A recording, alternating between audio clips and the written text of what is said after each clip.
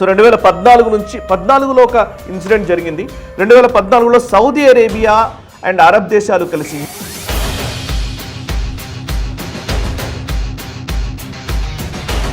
America ఈరోజు ఫోర్సెస్ని రంగంలోకి దింపుతున్నట్టుగా వార్తా కథనాలు వస్తున్నాయి.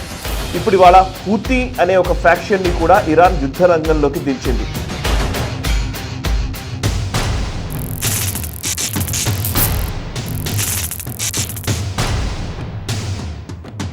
నమస్తే, వెల్కమ్ టు రైట్ యాంగిల్. మూలిగే నక్కపై తాటికాయ పడ్డ చందంగా ఇప్పుడు ఇరాన్ మరొక ఫ్రంట్ని కూడా ఓపెన్ చేసింది. ఇప్పటికే హార్ముజ్ని దిగ్బంధించడంతో అటు ఆయిల్ కొరతతో ప్రపంచ దేశాలన్నీ విలవిల్లాడుతున్నాయి. మరొక వైపు మరొక కీలకమైనటువంటి చోక్ పాయింట్ లేదా రెడ్ సీ ట్రేడ్ రూట్ని దిగ్బంధించే విధంగా చర్యలకు పూనుకున్నట్టుగా స్పష్టంగా మనకు కనబడుతోంది. ఇంతకాలం ఈ నెల రోజుల యుద్ధంలో హౌతీలు ఎక్కడా అటాక్ చేయలేదు. కానీ ఇప్పుడు యమన్లోని ఈ హౌతీలు ఇజ్రాయెల్ పైన అటాక్కి పూనుకున్నారు. అండ్ వాళ్ళు చేసినటువంటి మిజైల్ స్ట్రైక్స్కి సంబంధించినటువంటి ప్రకటన కూడా వచ్చింది. అండ్ ఈ యమన్కి సంబంధించినటువంటి military spokes person general Yahya sorry ఇచ్చినటువంటి స్టేట్మెంట్ ఏంటంటే, సెన్సిటివ్ ఇజ్రాయిలీ మిలిటరీ సైట్స్ పైన అటాక్ చేశామని ప్రకటించాడు. సుమారు నెల రోజులుగా ఇరాన్ మాత్రమే యుద్ధ రంగంలో ఉంది. అటు లెబనాన్లోని హిజ్బుల్లాకు సంబంధించినటువంటి ఉగ్రవాదులు వాళ్ళు దాడులు చేస్తూ ఉన్నారు. కానీ హౌతీలు ఇప్పటివరకు కామ్గానే కనిపించారు. అడపదడప కొన్ని అటాక్స్లో ఉన్నారు. అండ్ ఇంతకు ముందు కూడా ఒక స్టేట్మెంట్ కూడా వాళ్ళ నుంచి వచ్చింది. ఇంతకుముందు వచ్చినటువంటి స్టేట్మెంట్ ప్రకారం చూస్తే వాళ్ళు మేము our fingers are on the trigger at any moment should developments warrant it అని ఒక స్టేట్మెంట్ ఇచ్చారు గతంలో. Houthi leader Abdul Malik al Houthis ఇచ్చినటువంటి స్టేట్మెంట్ ప్రకారం మార్చ్ 5th రోజున ఆయన ఇచ్చిన స్టేట్మెంట్ ఇది. అంటే యుద్ధం మొదలైన తర్వాత హౌతీలు ఎప్పుడైనా సరే యుద్ధ రంగంలోకి దిగొచ్చు అనుకుంటున్న టైంలో మా వేళ్ళు ట్రిగ్గర్ పైన ఉన్నాయి, ఏ క్షణమైనా సరే మేము పేల్చడానికి సిద్ధంగా ఉన్నామని అప్పుడు స్టేట్మెంట్ ఇచ్చాడు. కానీ 20 రోజులు కామ్గానే ఉన్నారు. ఇప్పుడు వాళ్ళు ట్రిగ్గర్ మీద వేలు పెట్టి ఇప్పుడు ట్రిగ్గర్ని అప్లై చేయడం మొదలు పెడుతూ ఉన్నారు. సో ఇప్పుడు ప్రస్తుతం చూస్తూ ఉంటే రెడ్ సీ మొత్తం కూడా హౌతీల కంట్రోల్లో ఉంటుంది. మనం మ్యాప్స్లో చూడొచ్చు. ఓవైపు హార్మూజ్ జలసంధి దగ్గర ఉన్నటువంటి పర్షియన్ గల్ఫ్ని ఇప్పుడు దిగ్బంధించింది ఇరాన్. దాన్ని ఎలా విడిపించాలి, ఎలా మనం క్లియర్ చేయాలనే అంశంలో ఇప్పటికే యుఎస్ మల్లగుల్లాలు పడుతోంది. అక్కడ ఉన్నటువంటి నిజానికి టెరైన్కి సంబంధించినటువంటి డిసడ్వాంటేజెస్ మనకు తెలుసు. ఇరాన్కి పూర్తి అనుకూలంగా ఉన్నాయి. హార్మూజ్ జలసంధి దగ్గర ఉన్నటువంటి సుమారు 30 ద్వీపాలు వాళ్ళ కంట్రోల్లోనే ఉన్నాయి. అండర్ సీ టన్నెల్స్ నిర్మాణం చేసుకున్నారు. అండ్ అంతేకాదు చిన్న చిన్న బోట్లో షిప్స్లో వచ్చి మైన్స్ని పెట్టి వెళుతూ ఉన్నారు. ఎవరైనా సరే వాళ్ళ పర్మిషన్ లేకుండా ఆ హార్మూజ్ జలసంధిని దాటే ప్రయత్నం చేస్తుంటే వాటిని పేల్చుతున్నారు కూడా. సో ఇట్లాంటి టైంలో అమెరికాకు సంబంధించినటువంటి ఎయిర్ క్రాఫ్ట్ క్యారియర్ కూడా హార్మూజ్ జలసంధి లోపలికి వెళ్ళాలంటేనే భయపడుతున్నటువంటి స్థితి మనకు తెలుసు. ఇట్లాంటి టైంలో ఇంకొక ఫ్రంట్లో కూడా ఇప్పుడు ప్రతిష్టంభన మొదలైంది. ఆ ఫ్రంట్ ఏంటి అని అంటే కనుక మీరు మ్యాప్స్లో చూడొచ్చు. పర్షియన్ గల్ఫ్ ఎక్కడుందో పర్షియన్ గల్ఫ్కి పూర్తి దక్షిణాన చూస్తే అంటే సౌదీ అరేబియాకి దక్షిణాన ఉన్నటువంటి భూభాగం చూస్తే అది రెడ్ సీ అంటారు, ఎర్ర సముద్రము. సూయిజ్ కెనాల్ నుంచి ఎర్ర సముద్రంలోకి రాకపోకలుంటాయి. సో అక్కడి నుంచి వచ్చి బాబల్ మాండేబ్ స్ట్రెయిట్ అంటారు. హార్మూజ్ స్ట్రెయిట్ ఎలాగైతే 30 కిలోమీటర్ల స్ట్రెచ్ 33 కిలోమీటర్ల స్ట్రెచ్ ఉంటుందో ఈ బాబల్ మాండేబ్ స్ట్రెయిట్ అనేది ఈ జలసంధి 29 నుంచి 30 కిలోమీటర్ల స్ట్రెచ్ ఉంటుంది. సో ఈ స్ట్రెయిట్ని కనుక దిగ్బంధిస్తే రెడ్ సీలో కనుక హౌతీలు అటాక్స్ చేస్తూ ఉంటే, హౌతీలు కరెక్ట్గా యమన్లో ఉన్నారు. యమన్లో మీరు చూడవచ్చు. యమన్లోని సనా అనే ఒక వాళ్ళ క్యాపిటల్ని హౌతీలు క్యాప్చర్ చేశారు. అండ్ అక్కడ ఉన్నటువంటి కీలకమైనటువంటి పోర్ట్లన్నీ కూడా హౌతీల అధీనంలోనే ఉన్నాయి. మీరు చూస్తే హౌతీల చేతిలో ఉన్నటువంటి పోర్ట్లని మనం గమనిస్తే అందులో రాస్ ఈసా కావచ్చు, సాలిఫ్ పోర్ట్ కావచ్చు, ఇంకోవైపు అల్ హుదైదా అనే పోర్ట్ కావచ్చు. ఇవన్నీ కూడా హౌతీల కంట్రోల్లోనే ఉన్నాయి. అండ్ సనా అనే నగరం కూడా వాళ్ళ కంట్రోల్లోనే ఉంది. ఇప్పుడు ఈ బాబల్ మాండేబ్ వాళ్ళ కంట్రోల్లోనే ఉంది. సో ఇప్పుడు ఈ ప్రాంతం అంతా కూడా ఈ భూభాగాన్ని గనక వాళ్ళు చోక్ చేస్తే, దాన్ని ఆపేస్తే గనక రెడ్ సీ నుంచి వెళ్ళేటువంటి ట్రేడ్ అంటే యూరోప్ దేశాలకి ఏషియాకి కనెక్ట్ చేసేటువంటి మేజర్ ట్రేడ్ రూట్ ఇది. సో మన ఏషియన్ దేశాలకి అటు యూరోప్కి వెళ్ళడానికి సూయిజ్ కెనాల్ నుంచి రెడ్ సీ ద్వారా ఈ అరేబియన్ ఓషన్లోకి, ఇండియన్ ఓషన్లోకి రాకపోకలు సాగుతూ ఉంటాయి. దీన్ని కనుక కట్ చేస్తే ఇప్పుడు మరొక పెద్ద విధ్వంసమే జరిగే అవకాశం కనబడుతోంది. పర్షియన్ గల్ఫ్ని దిగ్బంధించడం వల్ల, హార్ముజ్ స్ట్రైట్ని దిగ్బంధించడం వల్ల ఆయిల్ రాకపోకలకు విఘాతం కలుగుతుంది. ఇప్పుడు ఈ రెడ్ సీని దిగ్బంధిస్తే గనక పూర్తి వాణిజ్యమే నిలిచిపోయే అవకాశాలు కూడా ఉంటాయి. అందులో మేజర్గా ఇదిని నంబర్స్ చూస్తే అప్రాక్సిమేట్లీ 10 నుంచి 12% గ్లోబల్ సీబాన్ ట్రేడ్ ఇక్కడ నుంచి జరుగుతుందని తెలుస్తుంది. అంటే పూర్తి ప్రపంచ వాణిజ్యంలో 10 నుంచి 12% ఈ స్ట్రేట్ గుండానే వెళ్లాల్సి ఉంది, రెడ్ సీ గుండానే వెళుతుంది. దీని వాల్యూ చూస్తే సుమారు $1 ట్రిలియన్ ట్రేడ్ ప్రతి సంవత్సరం ఇక్కడ నుంచి సాగుతుంది. సో ఇట్లాంటి దాన్ని కనుక ఆపే ప్రయత్నం చేస్తే చాలా పెను ప్రమాదం జరుగుతుంది. యమన్ అనేది నిజంగా స్ట్రాటజిక్ పొజిషన్. ఇది యమన్ దేశంలో ఉన్నటువంటి ఈ సాలిఫ్ పోర్ట్, రస్ ఇసా పోర్ట్, అదేవిధంగా అల్ హుదైదా పోర్ట్, ఇంకా అనేక పోర్టులు, నగరాలు, జాబీద్ ఇలాంటి అన్నీ కూడా హౌతీల కంట్రోల్లోనే ఉన్నట్టుగా తెలుస్తోంది. అండ్ మరొక వైపు చూస్తే వీళ్ళు ఆల్రెడీ ఇజ్రాయిల్ మీద అటాక్ చేశారు. అండ్ ఇప్పుడు ఇంకా దీన్ని ఇంకొంచెం ఎస్కలేట్ చేసే అవకాశాలు కూడా లేకపోలేదు.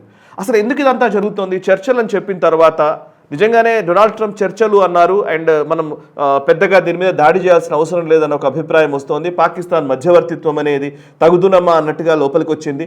సో అయినప్పటికీ ఎందుకు ఇది జరుగుతోంది అని అంటే కనుక ఇరాన్ సుమారు ఒక 50 సంవత్సరాలుగా, 30-40 సంవత్సరాలుగా వాళ్ళు యుద్ధ సూత్రాన్ని, యుద్ధానికి సంబంధించినటువంటి వాళ్ళ డాక్ట్రైన్ని చాలా సమర్థవంతంగా ఏర్పాటు చేసుకున్నారని మనకి ఇప్పుడు చూస్తుంటే అర్థమవుతోంది. అసిమెట్రిక్ వార్ఫేర్లో వాళ్ళు చాలా బలంగా తయారయ్యారు. ఎంత గొప్ప గొప్ప ఎయిర్క్రాఫ్ట్ క్యారియర్లు ఉన్నా సరే స్వామ్ ఆఫ్ డ్రోన్స్ తోటి లేదా చిన్న చిన్న మిజైల్స్ తోటి దాడి చేయగలిగేటువంటి క్యాపబిలిటీస్ ఇప్పుడు ఇరాన్ దగ్గర కలిగి ఉన్నాయి.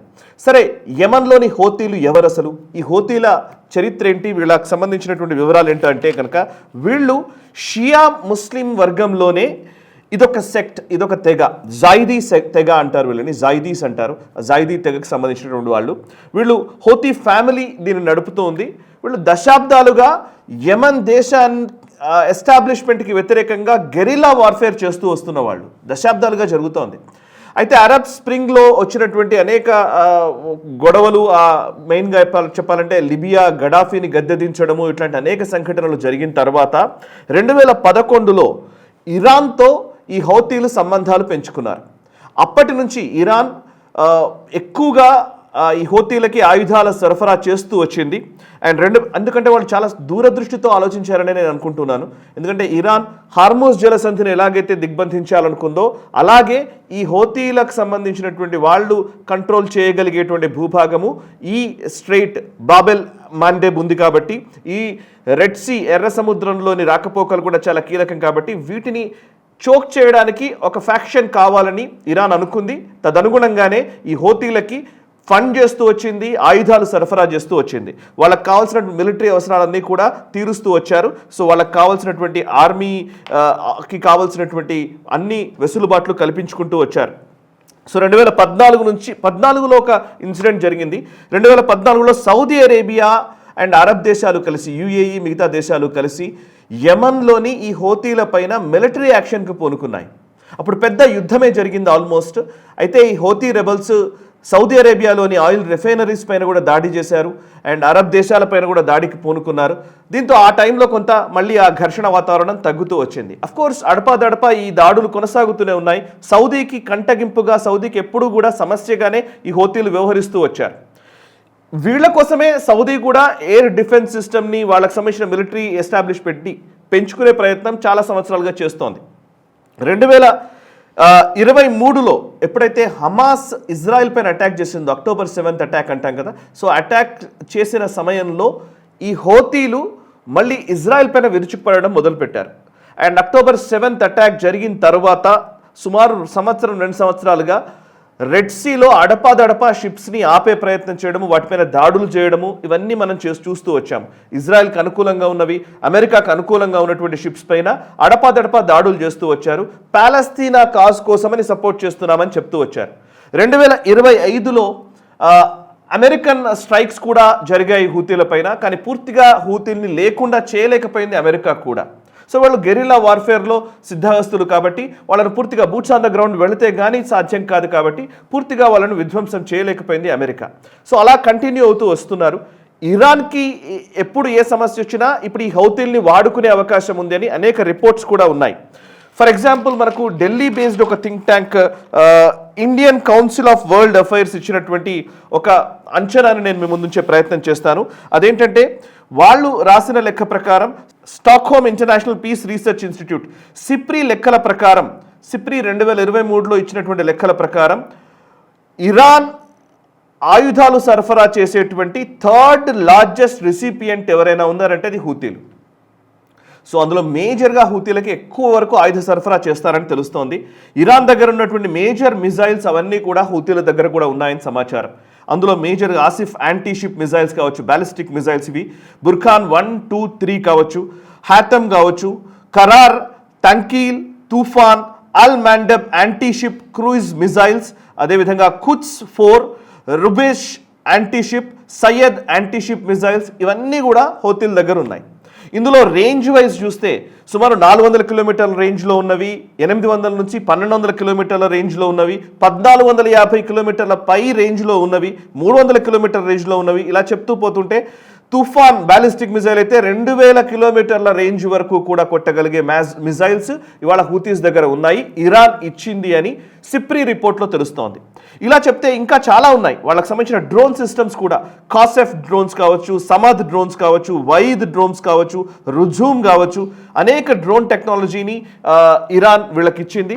ఇప్పుడున్న పరిస్థితుల్లో ఇంకా షాహిద్ డ్రోన్స్ కూడా వీళ్ళకి వచ్చుంటాయి. రకరకాల అంశాల్లో ఇప్పుడు ఇవాళ హూతీ అనే ఒక ఫ్యాక్షన్ని కూడా ఇరాన్ యుద్ధ రంగంలోకి దించింది.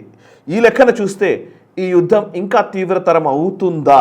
ఇప్పటికే ఎనర్జీ క్రైసిస్తో సతమతమవుతున్నటువంటి ప్రపంచ దేశాలు ఇప్పుడు వాణిజ్యం కూడా ఆగిపోతే, రెడ్ సీ దిగ్బంధించబడితే ఇంకా ఎటువంటి సమస్యలు ఎదుర్కోవాల్సి వస్తుంది, ఆర్థికంగా ఎటువంటి సమస్యలు ఉంటాయి, అండ్ మిలిటరీ పరంగా ఎటువంటి సమస్యలు ఉంటాయి, ఇవన్నీ కూడా మనం చూడాల్సి ఉంది.